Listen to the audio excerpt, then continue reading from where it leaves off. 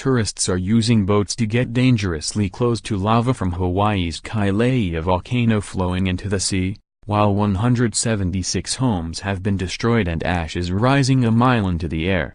Roads surrounding Hawaii's Kilauea volcano have been closed off, and as lava continues to spew, the area is getting more difficult to access at all. But some keen tourists have found another way to see the huge eruption, via boat. Pictures show adventurous tourists using a boat to approach the point where lava is sliding into the ocean, their vessel seemingly just yards from the thick smoke. The adventure doesn't come without danger though. When lava hits water it sends up a smoke known as laze, which is filled with fine glass particles and hydrochloric acid. In the images, tourists are seen holding up cameras as they approach the smoke, and in some it appears the group are in the midst of it all. Big Island's mayor, Harry Kim, has warned people to stay away from any ocean plume to prevent harmful health effects after the lava inundation. Currently, most boats must keep away from a 300-meter radius of where the lava hits the water.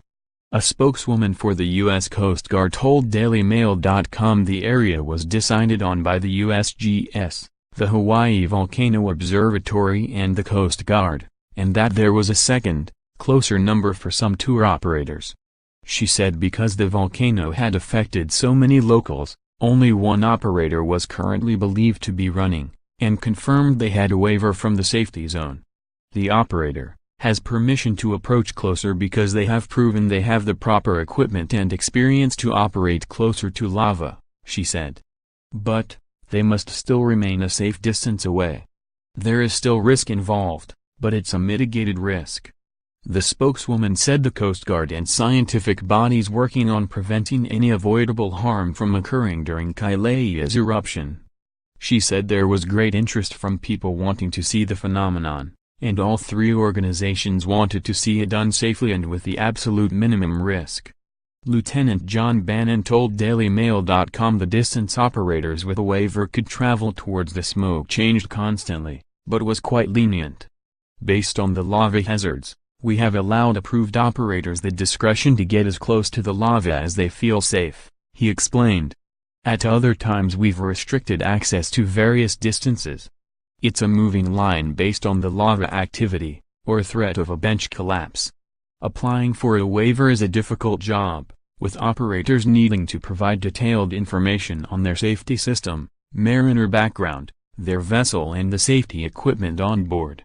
Lieutenant Bannon said he was not too concerned about letting vetted operators head in towards the lava, considering the high standards they needed to meet.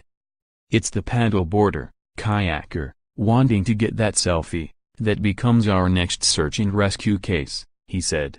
The tour company believed to own the boat pictured has been contacted for a comment but did not respond by the time of publication. Kilauea has been erupting for a month, with lava now moving faster than before and consuming much of the residential areas. Early on Tuesday morning, a tremor rocked the volcano, sending ash spewing up to a mile high. Luckily, the small size of the earthquake meant there was no threat of a tsunami, another danger of being in the ocean while the area is so unstable.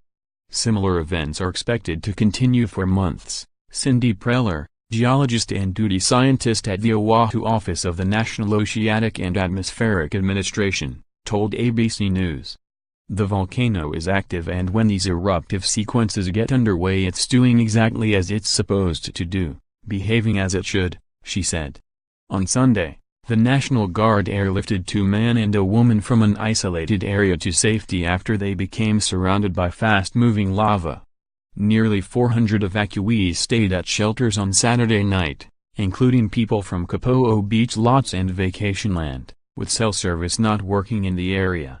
On Saturday, National Guard troops, police and firefighters ushered evacuees from homes on the eastern tip of the island, hours before a lava cut off road access to the area, officials said.